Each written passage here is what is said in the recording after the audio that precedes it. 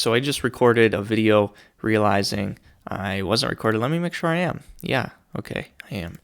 And here we are. This is take 2. I just wanted to update you on some recent trades I've made, what's going on with selling puts and calls on the side to make some extra income, and what's going on with those. So let me just flip to our spreadsheet.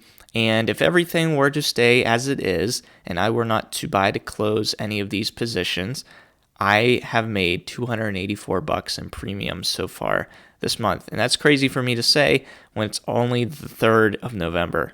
But one of these puts, Skills in particular, is probably going to be in the money tomorrow just because their earnings weren't as expected. It was 2 cents off per share, and it's getting very close after hours to $11, which is the strike price of that put. So if I end up owning 100 shares, I'll hold on to them and see when is a good time to sell a call on those shares. And recently I also sold a call that's farther in date than I usually do things.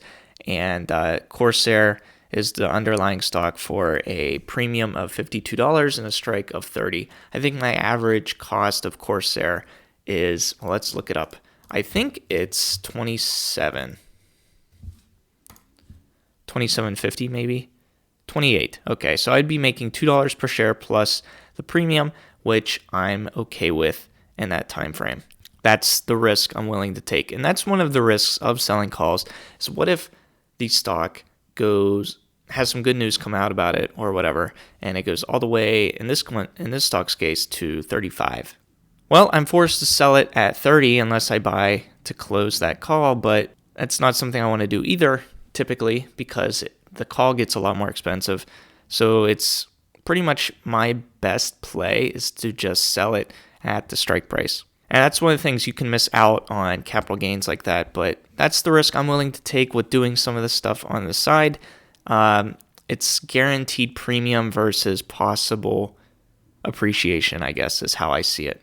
And no, this isn't financial advice. This is just me and my thought process. And yeah, let's go ahead and look at some of my put options. These HUD 8 mining ones and the Riot puts are very close to my buy to close threshold of like 95% gain. So tomorrow, I wouldn't be surprised if these depreciated if I go ahead and buy to close all of these and release some capital. And a particular stock I'm actually looking at tomorrow to sell puts on, depending on how the options play out tomorrow morning, is AMC. I know it's pretty risky. It's been very volatile recently, though. And just for 2 days, and I go down a few bucks to $38 strike, I can still make, as of right now, it could probably change tomorrow morning, but $46 in premium in 2 days, which I'd be comfortable owning 100 shares of this at $38, because I think selling calls is also pretty profitable on a volatile stock like AMC. Look at this, 43, 109 for 2 days. So yes, it's a riskier stock to trade options on, but you make so much more premium.